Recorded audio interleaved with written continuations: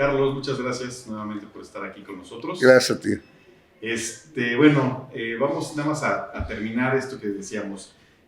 Ustedes se vienen del sótano de la Facultad de Arquitectura en 1977. 77. Aquí a lo que eran los laboratorios de la Facultad de Ciencias de la carrera de Biología. Sí. ¿Cierto? Entonces, la rectoría accedió a hacernos algunas modificaciones al edificio.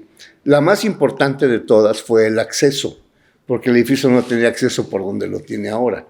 Tenía acceso directo por la escalera que sube, ¿no? Pero entrabas así y entonces era peor porque te sentías en ningún lado.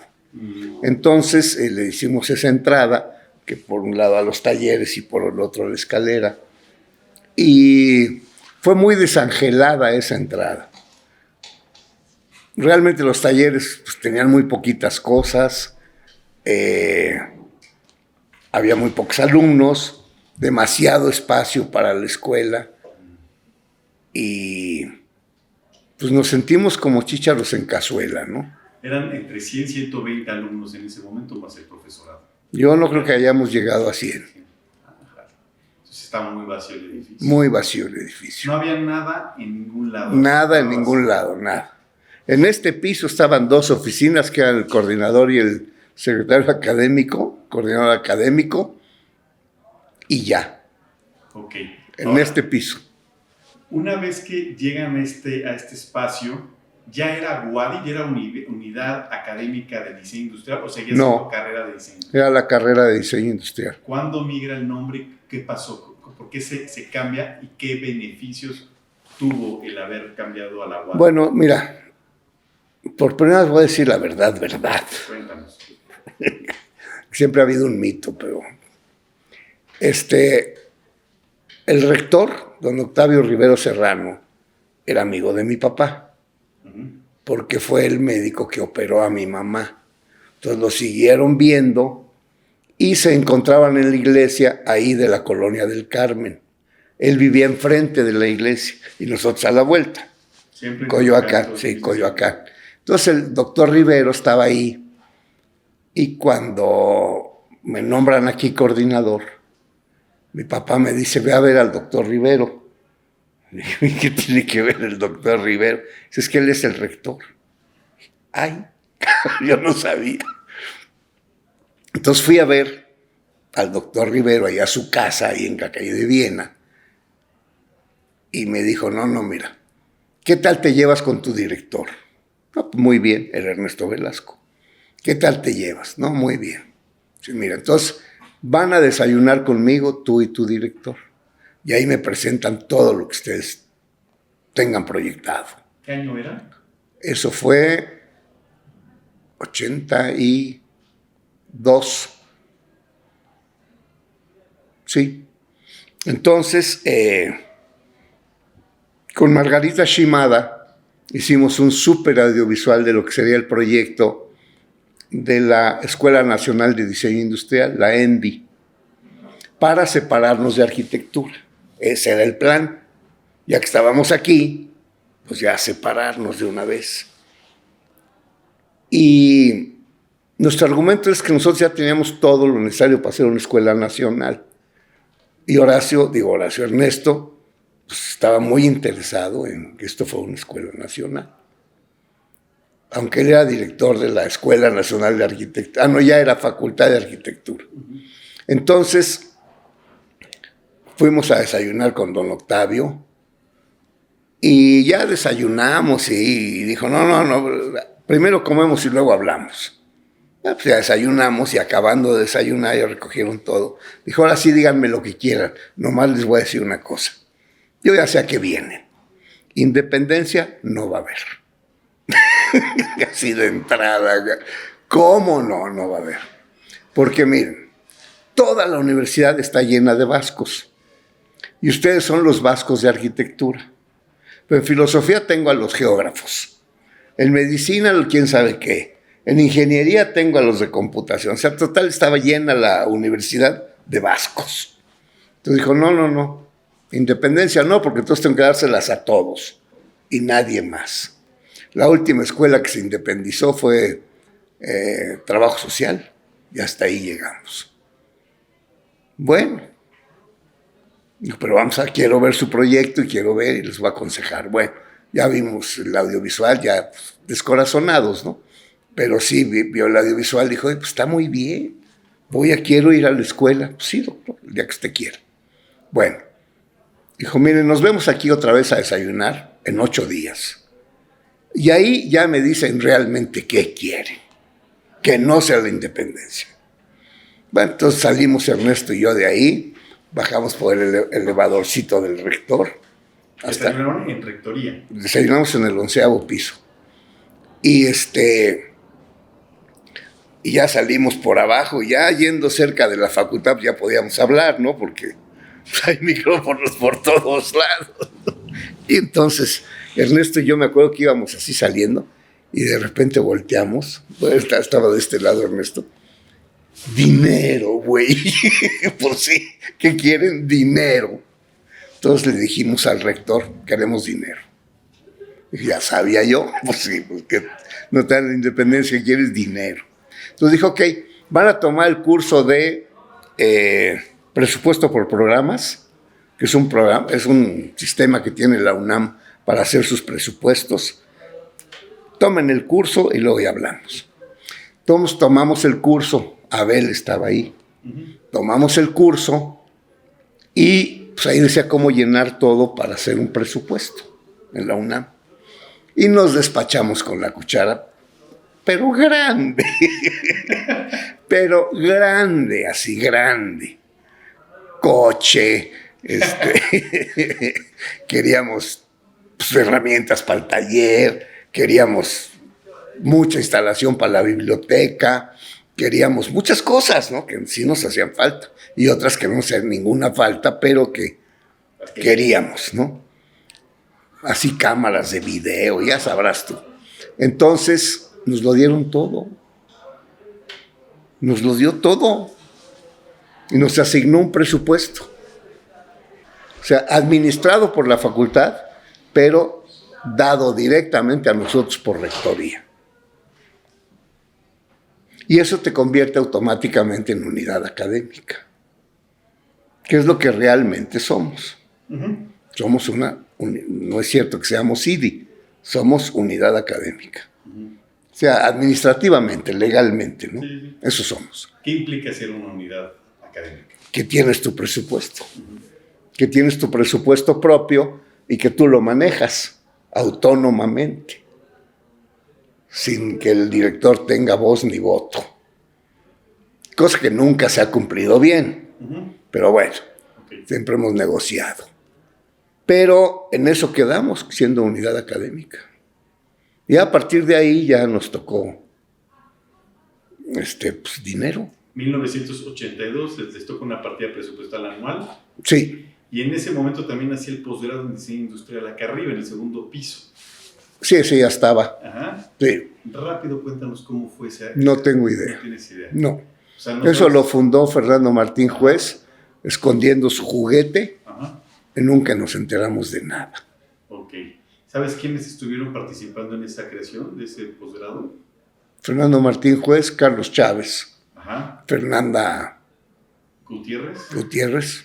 Y yo no me acuerdo de alguien. Bueno, había una bola de maestros que buscó Fernando Martín Juez, como el doctor Eguiluz, que iba a dar plásticos, y algunas personas, pero pues como era un posgrado totalmente teórico, uh-huh. Porque así lo planteó Fernando, uh-huh. Pues en eso quedó. Okay. Bueno, pues vamos a pasar igual ya en materia de la entrevista, Carlos, que tiene que ver con la experiencia de tu coordinación, ¿no? Sí. Cuéntanos cuándo tú entras a la coordinación general del CIDI, ¿no? Y cómo fue esa entrada rápido, nomás como para contextualizar, por favor. Mira, el coordinador en ese momento era Fernando López Carmona, uh-huh. Un arquitecto con el que no teníamos ninguna empatía, que no le gustaba la escuela y que nos lo dijo el día que tomó posesión como coordinador. Yo soy el virrey que les manda arquitectura para acabar con esta escuela. Uh-huh. Con esas palabras entró nuestro coordinador. Yo creo que fue muy inteligente porque nos picó la cresta, porque la escuela estaba muy dividida. En ese momento la escuela estaba muy dividida porque, te digo, Toño no supo manejarla. Entonces, ¿Qué año era? el 80 y el 79, 80. 79, 80. Y Fernando Martín Juez quería ser coordinador de aquí. Y entonces estuvo, como era secretario auxiliar con don Jesús Aguirre Cárdenas en la facultad. ¿Martín Juez? Sí, estuvo dándole de golpes muy duros a Toño desde allá. Y Toño no supo. A mí me toca eso y me vuelvo de la risa, ¿no? Pero Toño se asustó, se apanicó y luego cometió unos errores gigantescos, como por ejemplo, todavía no éramos Wadi, como por ejemplo decirle al secretario general de la UNAM que nos queríamos independizar. Yo llegué aquí porque me impulsó Ernesto. Y yo quedé muy bien con don Jesús Aguirre Cárdenas, porque una vez vino a regañarnos a toda la escuela, a los maestros, porque en 13 años no habíamos hecho una nueva propuesta de plan de estudios. Y que exigía que en 3 meses le entregáramos un proyecto de plan de estudios. Esto fue sucio, porque no nos dijo, pero Fernando Martín Juez está haciendo su maestría y su tesis es el plan de estudios de diseño. Y ya lo tiene muy avanzado. No nos dijo. Entonces yo dije, yo me lo echo. Y me fui a ASA, Aeropuertos, y dije, Ernesto, ponme una secretaria y me voy a dedicar a hacer el plan de estudios de la escuela. Bueno, entonces me eché el plan de estudios así, pero a matacaballo. Entonces, cuando llega el día, le llegué a don Jesús y le dije, aquí está el plan de estudios. Y se quedó así, ¿cómo? Pues ya está aquí. Entonces lo revisó y yo agarré el plan de estudios de arquitectura que hizo él y lo copié. Exactamente lo copié. Capítulo por capítulo, nomás cambiando el sentido y las materias, ¿no? Pues le gustó mucho, pues claro. Y Fernando Martín Juez, que nunca concretaba nada, porque ese fue el gran defecto de Fernando Martín Juez, nunca concretaba nada. Entonces no pudo terminar su tesis. Creyó que en 3 meses la tenía y no la terminó. Entonces, pues, se presenta al Consejo Técnico la mía. ¿Y se acepta? No, el Consejo Técnico, la parte de autogobierno, se opuso, porque no querían que don Jesús presentara el nuevo plan de estudios de diseño. Porque ya venía el cambio de director y según ellos iba a quedar un director de ellos. Cosa que era un sueño guajiro, pero... Y lo que te había comentado hace rato, rápido, muy brevemente, tú viviste el autogobierno, la instauración del autogobierno. Sí. ¿Cómo fue y qué tanto nos involucramos con nada de diseño industrial en ello? Nada. Fue rápido, no más rápido. Mira, allá se pelearon, cosa muy rara en los arquitectos. Se pelearon y de repente empezaron a acusar al director, a Ramón Torres, lo empezaron a acusar de malversación de fondos. Entonces él, en una asamblea que pidieron los de autogobierno, los chavos revoltosos y los maestros revoltosos, el más destacado de todos, Santos Ruiz, por ejemplo, llevaron al director y estaban ahí diciendo, es que hubo malversación de fondos y esto y lo otro, y el director negaba todo. Entonces se para Vanegas con un folder lleno de hojas en blanco. Guillermo Vanegas. Sí. Se para y dice, aquí tengo las notas y las pruebas. Entonces el director se apanica. Porque sí tenía malversación de fondos, pues obviamente había hecho cosas chuecas. ¿Qué año era, Carlos? 70. Yo tuve clase con Guillermo Vanegas. De geometría, sí. Buen cuate, buen cuate. De construcción también. Sí, pero él apanicó al director. Entonces el director renuncia. ¿Qué director era? Ramón Torres. Ramón Torres, perdón. Entonces Ramón renuncia y entonces dicen, pues ahora quién va a ser el director. Y entonces estos maestros dicen, no va a haber director, va a ser un sistema de autogestión. Talleres autónomos. Cada taller con su propia idea de autonomía. Y todos los simpatizantes del sistema de dirección se oponen. Entonces se arman dos bloques. El bloque que sigue la dirección y el bloque que no quiere la dirección. Y el autogobierno presenta de habladas, ¿no? Así con oradores extraordinarios, como... Es que había unos cuates que hablaban maravillosamente, man. Y ¿cómo se llamaba Carlos? González Lobo. Era un Demóstenes, man. Entonces el cuate hablaba y hablaba, y vamos a hacer, y vamos... Todo hablado, nada escrito. Pero presentaban unos proyectos maravillosos de cómo organizar una escuela bajo un sistema de autogobierno. Pero nunca escribieron nada, nunca quedó asentado qué era el maldito autogobierno. Nunca se consolidó. Nunca se consolidó.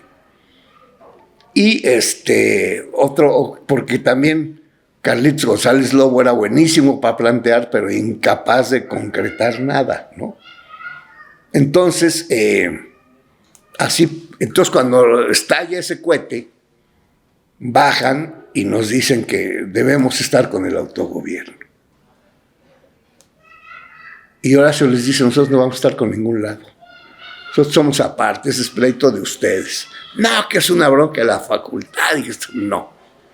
Nosotros no vamos con ningún lado. Nosotros aparte. Okay. Y ya. Ellos siguieron su problema, pues que tengan buena tarde, pero ya.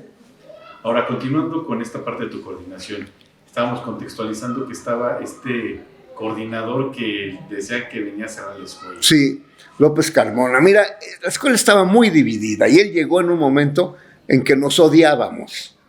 Fernando y yo nos odiábamos abiertamente. Y estábamos así, ¿no? Fernando Martín Juez sí, contra Carlos. Sí, básicamente ese era el pleito. Era Horacio contra Ernesto. Exacto. El alfil de Horacio contra el alfil de Ernesto, ¿no? Entonces, el buen López Carmona dice, pues vengo a cerrar la escuela. Y dijimos, ahí sí ya no. Paramos la bronca. Nos unimos y vamos por la escuela. Todos en paz. No se vuelve aquí a hablar de pleitos y diferencias. Lo cual fue muy bueno. Y fue Ernesto el que nos dijo, no se peleen. Ya, entiendan que esto ya acabó. Ahorita ya estamos jugando otra cosa más importante. Ya vimos la verdadera jugada de arquitectura. Nos quiere cerrar. Y pues no. Bueno, entonces ya seguimos, se terminó el periodo de Fernando López Carmona y brincamos Fernando y yo. Y el instrumento fue quien hizo el plan de estudios. Entonces, de repente, don Jesús un día me habló y me invitó a desayunar y me dijo, mire, ya vi que el que trabaja aquí es usted. Entonces va usted. Pues porque Fernando en 3 años no me ha podido presentar nada. ¿Esa elección de coordinación lo hacía en ese momento el director directamente? Pues eso es lo que dice el papel. Lo hacía el director. Dijo, entonces va a ir usted. Pero ya se venía el cambio de director. Y sabíamos, bueno, nosotros estábamos luchando muy fuerte desde un año antes porque entrara Ernesto. Entonces cuando gana Ernesto, pues adiós Fernando, ¿no? Vamos rápido a estas preguntas. ¿Cómo fue tu experiencia coordinando la carrera de diseño industrial y tu enfoque, vamos a decirlo así, ahora sí ya pedagógico, como diseñador industrial, como profesional, con toda esta cuestión política dentro de la UNAM que implementaste durante tu gestión? Sí, mira, cuando vino Douglas Scott, que lo mandó traer Horacio, Ernesto, cuando Ernesto era coordinador de la escuela, lo manda a traer, pero cuando llega Douglas, Ernesto ya no está aquí, está en NASA. Entonces, llega Douglas y vino con el encargo de enseñarnos a los maestros, muy incipientes maestros de diseño industrial, que pues quienes seamos los maestros, man. Felipe Margain, Luis Equigua, había otro cuate, el Cousin, ¿cómo se llamaba? Rogelio Fuentes, puros chavos de la primera, segunda y yo de la tercera. Y todos esos chavos no teníamos idea de lo que era dar clases de diseño. Entonces realmente Douglas vino a enseñarnos, a nosotros, a hacer escuela. Entonces vino a ponernos en orden, a decir cómo debíamos enseñar, cómo quitarnos tanto rollo teórico, cómo lo único que vale es la práctica, decía él. Es lo único que vale. Todo lo demás es cultura. Ahora, un diseñador sin cultura no es diseñador. Tienen que tener mucha cultura, pero sobre todo, para ser diseñadores, práctica. Entonces él defendía las repentinas y el trabajo así de diseño, ¿no? Y pues fue lo que yo traté de hacer. Ya como coordinador, establecer un esquema, que fue el principio de lo que después llamamos método CIDI, un esquema que nos sirviera para no cometer los errores de arquitectura. Me acuerdo que algunos maestros de aquí teníamos una frase que decíamos en las juntas, nos salía un problema. A ver, pues ¿cómo le hacen en arquitectura? Pues de esto y esto y esto. Está mal. Entonces vamos a hacer otra cosa. De entrada, eso está mal. Entonces vamos a hacer otra cosa. Nos salía bien, nos funcionaba. ¿Qué otros detalles de esa secuencia? ¿Qué otros detalles de esas secuencias didácticas que hacían? Pues mira, cómo rotar los grupos.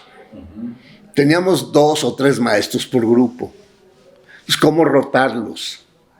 Cómo los alumnos al primero del semestre debían tener cierto esquema de enseñanza y al final del semestre pues ya otro. ¿Tú cuando estabas aquí en la coordinación, estaban los hits o fue posterior? No, los hits fueron posterior. O sea, esa fue idea de Luis. Y luego lo del método CIDI fue después. Después, de los hits. Sí. Entonces la rotación de profesores fue previa a los hits. Sí. Y después se retomó en el método CIDI. Sí. Lo que pasa es que los hits acabaron con el esquema de grupos y de generaciones. El programa era por ejercicio. No importaba de qué generación fueras. Pero cuando yo tomé la escuela, pues a mí sí me interesaba el diseño. La gradación. Para mí siempre ha sido muy importante. Y porque eso fue lo que me enseñó Douglas. Yo, cuando platicaba con Douglas en mi pésimo inglés y su súper pésimo español, de todos modos así nos entendíamos. Y él me hablaba de la gradación, me hablaba de la importancia de que... Él me dijo una frase que se me quedó para siempre. O sea, el alumno debe sentir que aprende.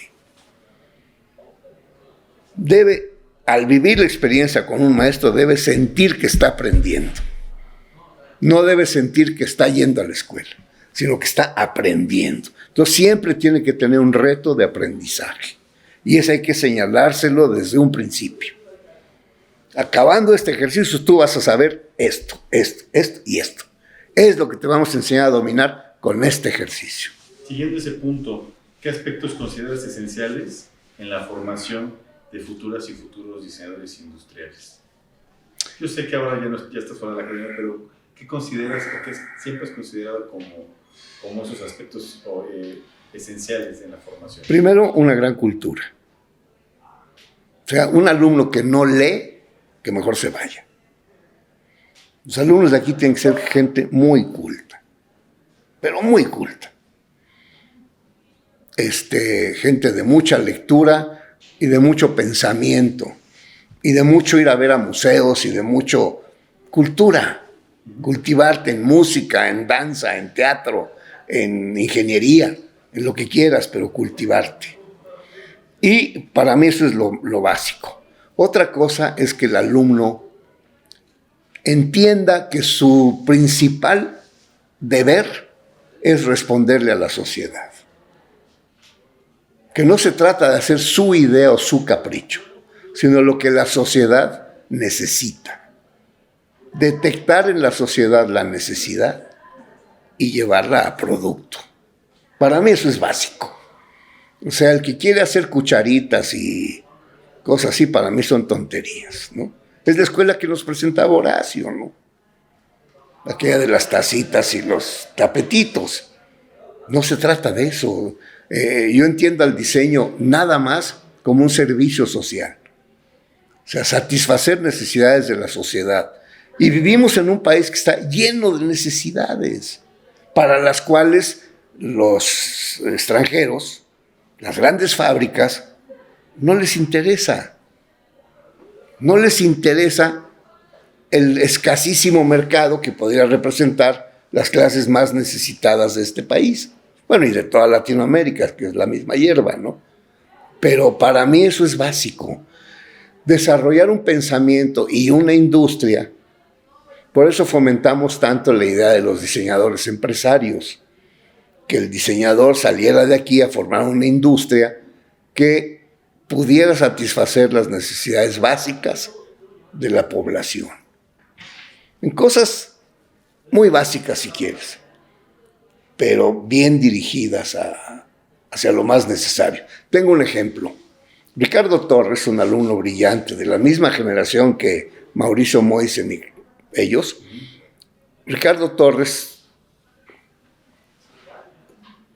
tuvo una experiencia familiar y le costó mucho dinero la enfermedad de su padre, porque le tuvo que hacer operaciones a corazón abierto. En aquellos años, para hacerte una operación a corazón abierto, tenían que desviarte toda la sangre, bombearla, oxigenarla, limpiarla y volverla a meter. Y esos eran aparatos gringos carísimos y además desechables. O sea, cada vez que usaban uno de estos oxigenadores sanguíneos, lo tiraban y se llevaban 3 o 4 por operación.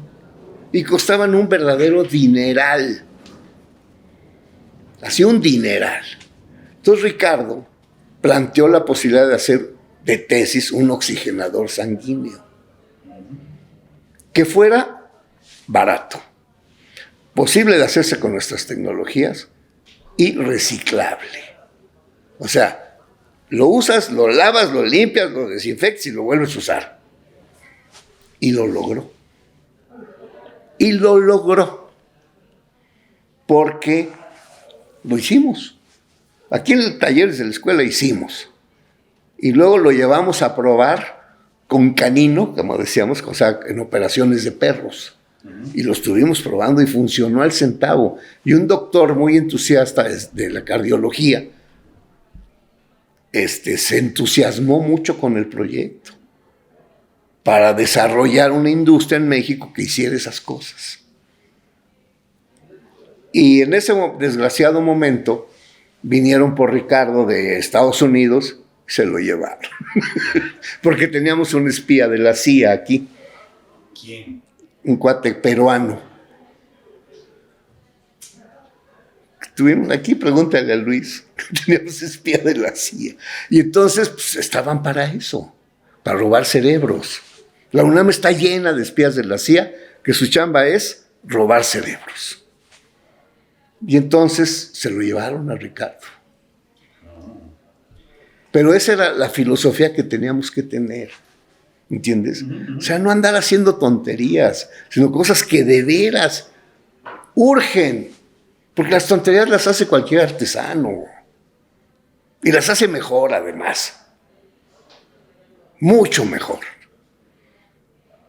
Pues te vas a poner a hacer camisetas. Pues maestro, eso lo hace un artesano.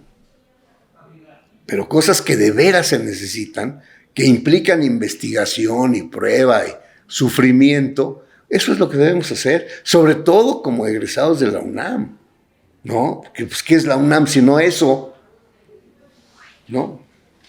Pasando un poquito al otro lado, al otro apartado que también desarrollaste en tu nivel académico, fuera de la parte técnica, ¿no? Porque sí, esto estamos ya completamente de acuerdo con ellos, sabemos esa parte, pero tus estudios de maestría y tus estudios de doctorado, ¿no? Que ya se inclinaron fuera de lo técnico, vamos a decirlo un poco, y se enfocaron un poco más a cuestiones teóricas, epistemológicas, ¿no? De conocimientos concretos. Sí. ¿Cómo esto lo empiezas a integrar, ¿no? O sea, a ver, tenías esa escuela de Douglas Scott, tenías esta idea de la parte técnica, del diseñador empresario, que se detonaron ese tipo de procesos que son valiosísimos y creo que se gestan actualmente en el cine, pero también hubo un interés de tu parte por la parte teórica. ¿Cómo empezaste a traer, ¿no? esa información y aplicarla a la parte docente? Mira, mi tesis de maestría fue sobre los factores condicionantes.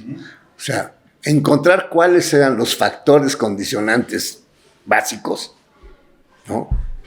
Y desarrollarlos teóricamente para que se pudieran utilizar como herramientas en la pedagogía del diseño. Eso acabó siendo el método Sigi.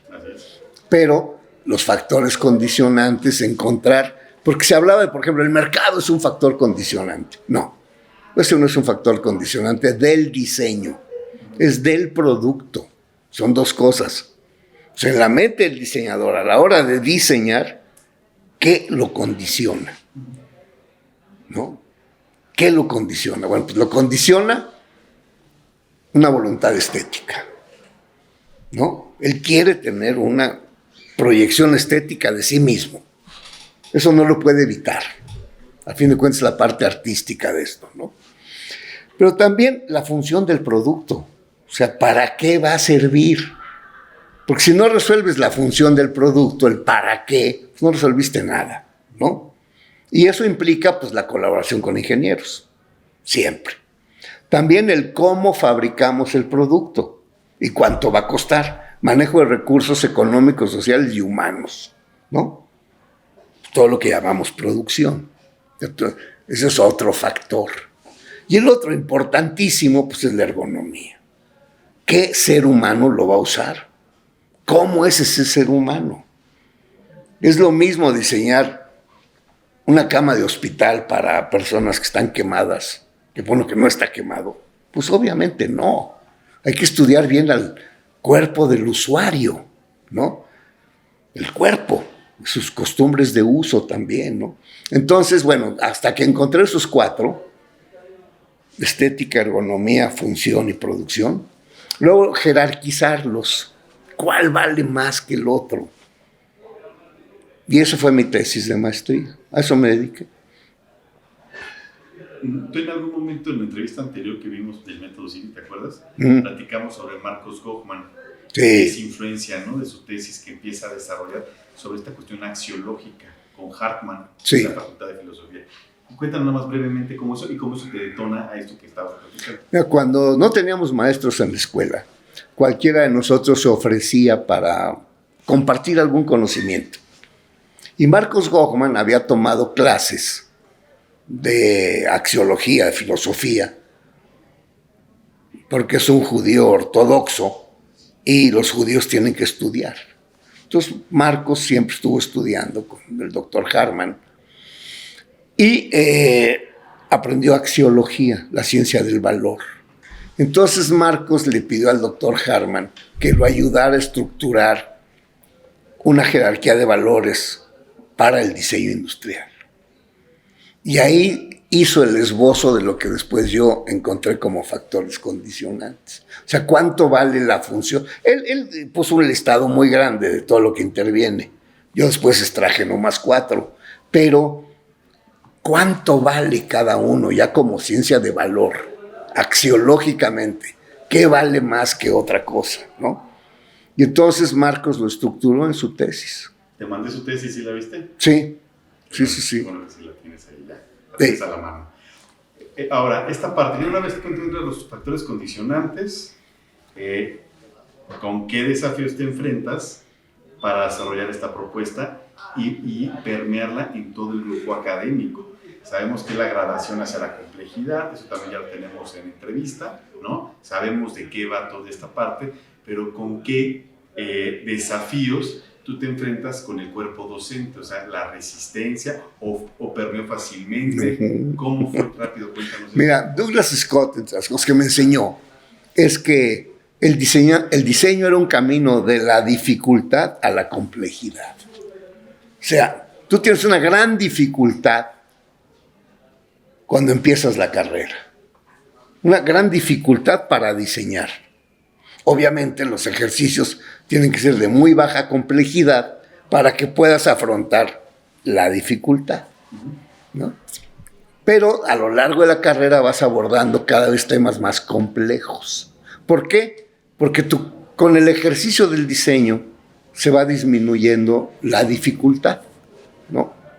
Cada vez es más fácil diseñar en la medida que lo vas haciendo. Y ese esquema de dificultad contra complejidad fue lo que yo les presenté aquí en la escuela. Porque el coordinador, que era Mauricio Moisen, defendía mucho esta cosa de los hits. Y yo dije que no, ni de chiste. ¿Por qué? Porque para mí ahí no había cómo hacer gradación para el aprendizaje del estudiante. Que el estudiante de veras sintiera que va aprendiendo cosas nuevas. Y entonces me dije, bueno, pues presenta un proyecto. Y lo presenté. Y Arturo Treviño y algunos maestros dijeron, no, pues sí está bien. Pero otros dijeron que no. Entre ellos Fernando Fernández, que ahora dice que no. Pero bueno, entre ellos Fernando, porque Fernando todo lo que sea disciplina y ponerse en orden y tener que estudiar, lo mata. Pero yo sí defendí mucho mi proyecto, ¿no? Entonces dije, bueno, pues vamos a hacer una prueba. No podemos estar aquí discutiendo si va a servir o no. ¿Qué año era más o menos, Carlos, cuando pones a prueba el método? ¿1994, 95, no, 97? No, antes. ¿Qué sería? 92. ¿Tú qué generación eres? Yo soy 98. 8. Yo ya estaba Sí. totalmente instaurado, pero a ver. Sí, por ahí, 91, 92. Ok. Y estaba Mauricio Moisen. En la coordinación de Mauricio Moisen se experimentan las primeras generaciones. Sí. ¿Y Mauricio, qué resultado? Cuéntanos. No, pues el primer semestre que aplicamos el método, ¿92? el primer semestre que aplicamos el método fue indiscutible. El aprendizaje de los chavos de tener, de un grupo de 60 alumnos en primer año, tener 40 reprobados en ejercicios, pasamos a tener 10. Porque fuimos aplicando esto de que poner en orden el conocimiento y ponerlos a revisar bien las bases, ¿no? Y pues luego se vieron los resultados. ¿Cómo? Para mí fue mucho gusto, yo no esperaba que fuera tanto éxito. ¿Tú cómo podrías como describir, ¿no? Esta es una secuencia didáctica al final de todo, ¿no? Sí. ¿Cómo podrías decir si fue un éxito? Porque sí, creo que sí considero que nos formó a muchas que nos sigue formando. Y ahora empieza a ver, obviamente ya pasaron casi 30 años de esto, obviamente necesita modificarse, pero ¿cómo fue para ti esa palomita de decir, sí tuvo éxito además de esto que nos acabas de decir, de que empezaron a ver menos reprobados, ¿cómo fue esa, vamos a decirlo, medición o esa intuición? Dijiste, sí acertamos, y cómo fue esa aceptación grupal, porque yo sí vi, a mí cuando yo entro al CIDI, veo un grupo muy cohesionado a favor de ese impulso del método. Eso me queda clarísimo, incluyéndolos a todas y a todos. Sí, a todos. Casi todos, porque no me será Marta Ruiz la única mujer que tiene ese grupo de taller de diseño. Sí. ¿Qué nos puedes decir? ¿Qué dices? Sí le hicimos. ¿Qué fue? Mira, había una cosa que llamábamos en cada ejercicio, había una verdad absoluta, ¿no? De repente un alumno tenía un hallazgo, ¿no? Lo que ahora llaman ¿qué? ¿Cómo le llaman? Pues los eurekas. Eureka, ¿no? Entonces un alumno acertaba, tenía un acierto, ¿no? Entonces Entonces el maestro decía, esto está muy bien, miren esto y lo otro. Se fregó el grupo. Es el 10. Ya se fregó el grupo. Todos van a irse por ahí. Lo que queremos es diseño, innovación. Y de repente todos se dan cuenta que ese es el camino. Dejan de esforzarse. Y entonces se acaba el deseo de innovación, porque empieza el deseo de pues, ver qué se está haciendo, ¿no? Y yo me acuerdo mucho que decían, no, ya llegó la verdad absoluta, ¿no? Este es el bueno. Entonces eso lo quitamos.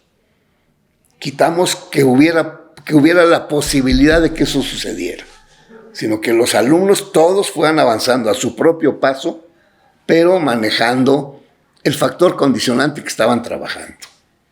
Entonces, céntrate en la ergonomía. No hay verdad absoluta. Tú céntrate en la ergonomía, y te lo digo porque es el semestre que yo daba, ¿no?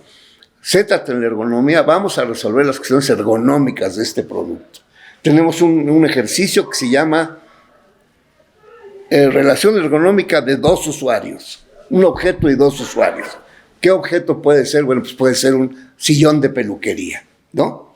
Entonces, ¿quién es el usuario 1? ¿El que está sentado o el que está parado? ¿Quién es? Hay que encontrarlo. Y ahora, ¿quién realmente va a trabajar? O sea, ergos es trabajo, ¿no? ¿Quién va a trabajar con el objeto y quién no? Entonces, de repente nos dimos cuenta que todo el mundo hacía sillones para los que están pelando y nadie pelaba al pelador. Pobre güey, que era el que estaba matando ahí, ¿no? Entonces vas encontrando, a base de esos análisis, vas encontrando cuál es realmente el sentido del ejercicio. O sea, el alumno no tenía que buscar inspiraciones, tenía que encontrar las verdades. Son racionales, ¿no?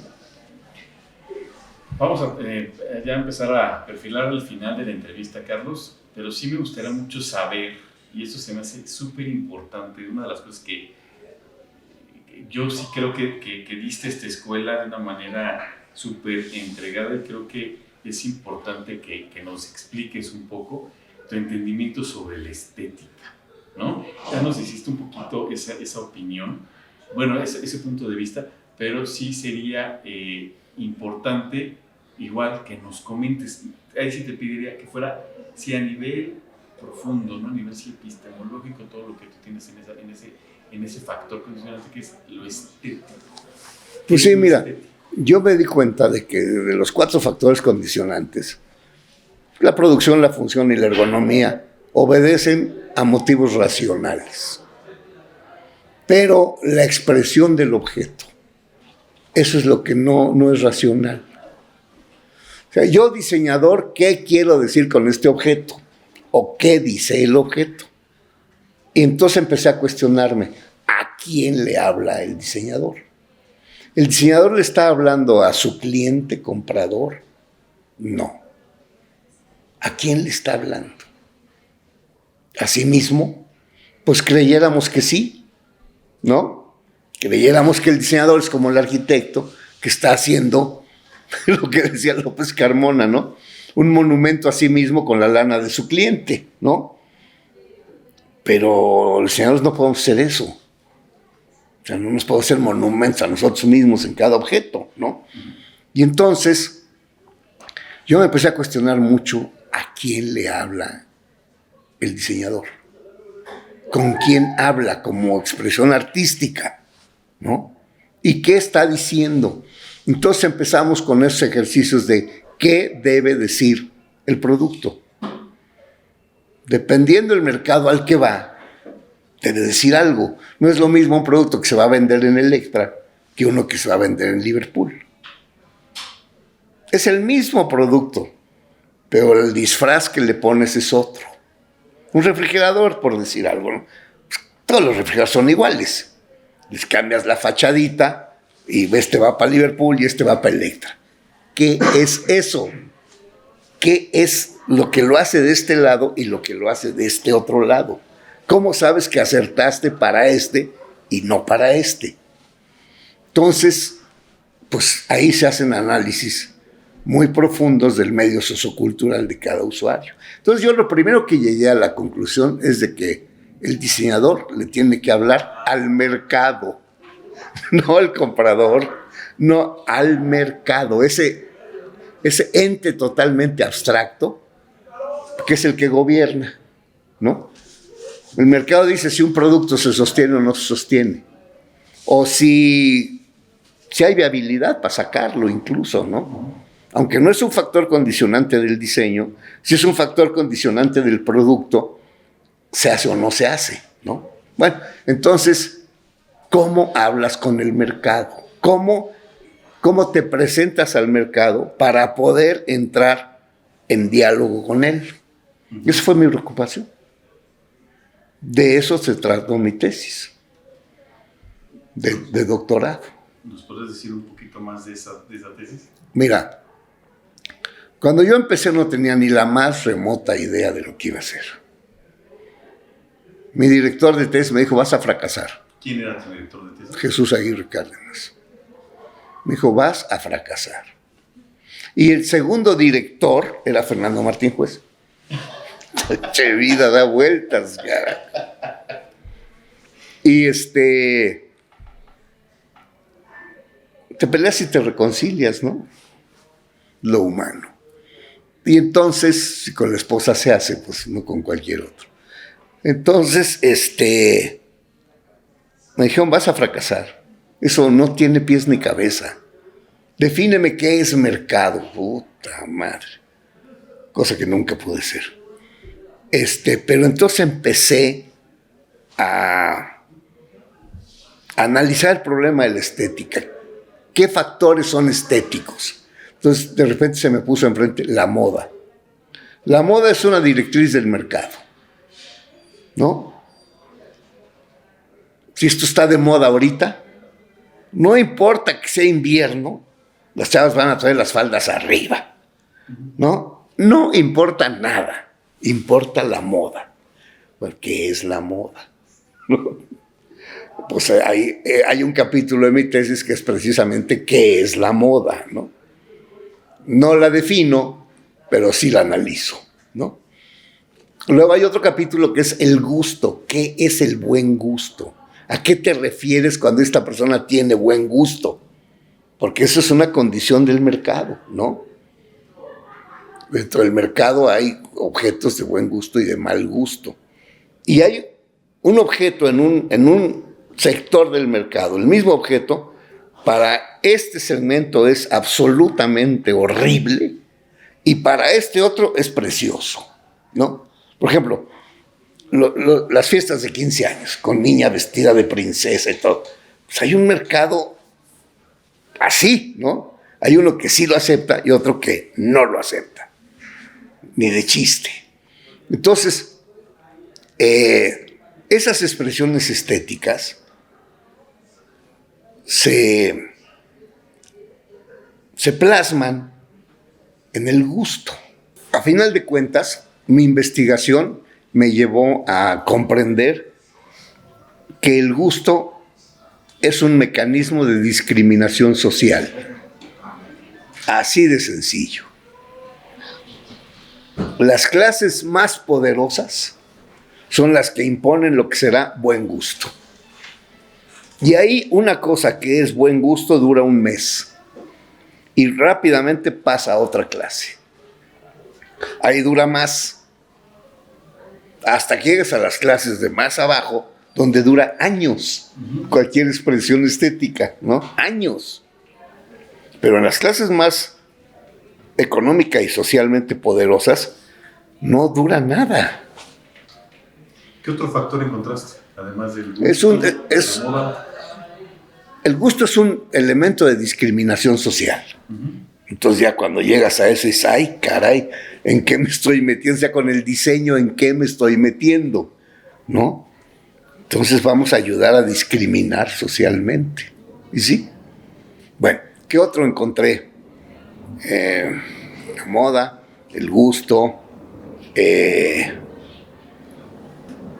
Pues ya no me acuerdo. Oye, a ver, una vez Adolfo me comentó de una clase que tú dabas, una explicación que dabas que bueno, yo nunca la tuve, yo nunca fui taurino, fíjate, curiosamente, sobre el caballo y el jeep. Estas correlaciones, ¿no? Morfológicas que tienen que ver con esta cuestión de aspectos estéticos. ¿Podrías más o menos decirnos de qué va eso? ¿Sí recuerdas ese ejemplo? Muy así. Lo que pasa es que el jeep tenía el problema de ser un caballo, ¿no? En la Primera Guerra Mundial se usaron caballos. Y en los terrenos pantanosos de Europa y donde no entraban más que los caballos, había que hacer un coche para que sí entrara, ¿no? Entonces, curiosamente, se puso el programa de hacer un caballo motorizado. Y que además recibiera mucha carga, ¿no? Los pobres caballitos, pues no. Y se desarrolló el Jeep en base a la idea de hacer un caballo. Al principio seguramente hubo ideas locas como de hacer algo que fuera caminando, ¿no? Pero pues no existía la mecánica. Ahora sí existe, pero en aquel momento no existía la mecánica para hacer eso. Se necesitaba que la máquina fuera inteligente, cosa que en aquellos años ni se soñaba, ¿no? Bueno, el caso es que sí se hizo con el esquema de que fuera un caballo. Un caballo.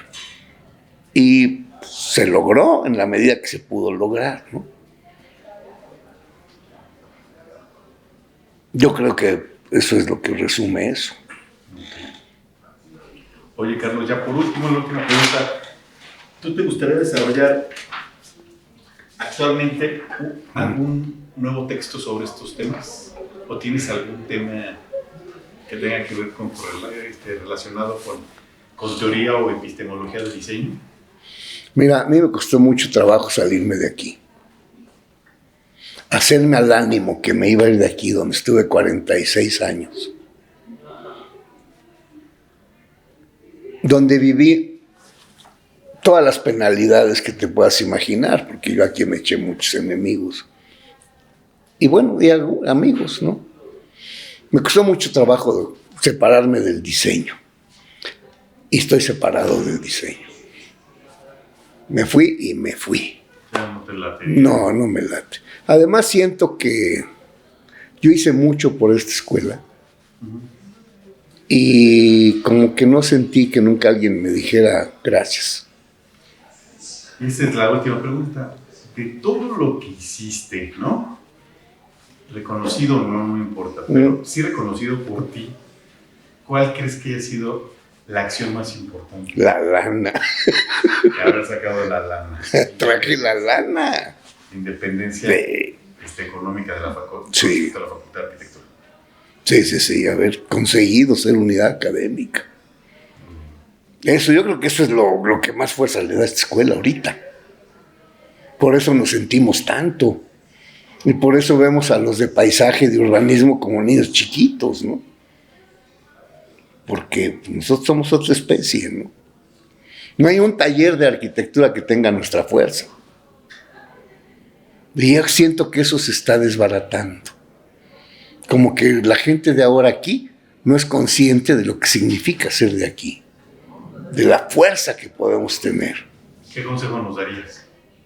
Volverse a unir y volverse a revisar a fondo el destino y la voluntad de ser de esta escuela.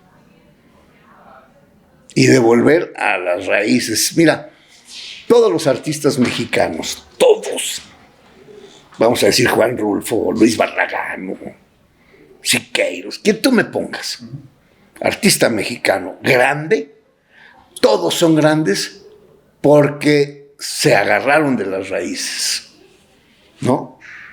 En cuanto te agarras de las raíces de la mexicanidad, tienes garantizado el éxito en el mundo.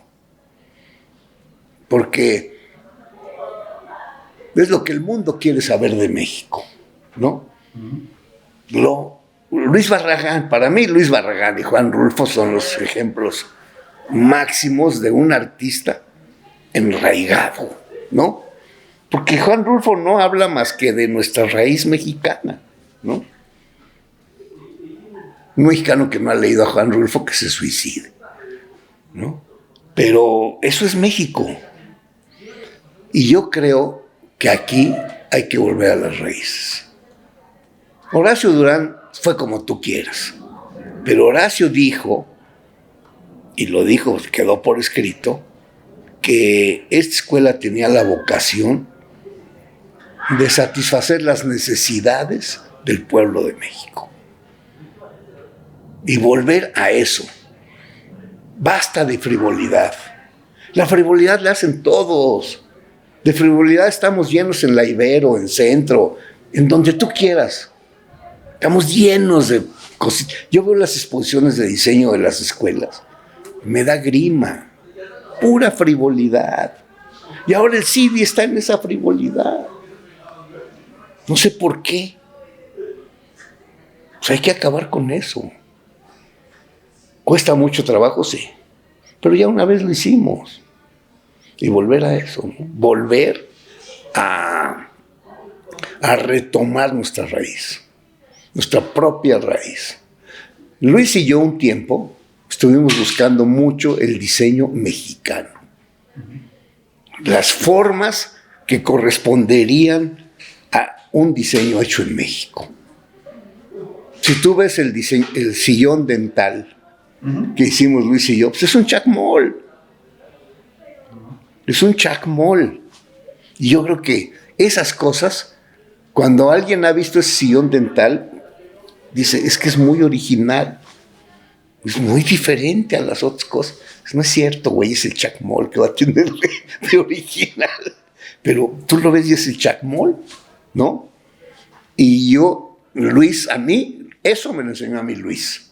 Cuando estábamos estudiando en sexto semestre, que nos pusieron una tina para bañar bebés, cuando Luis presentó su tina, era una vasija prehispánica.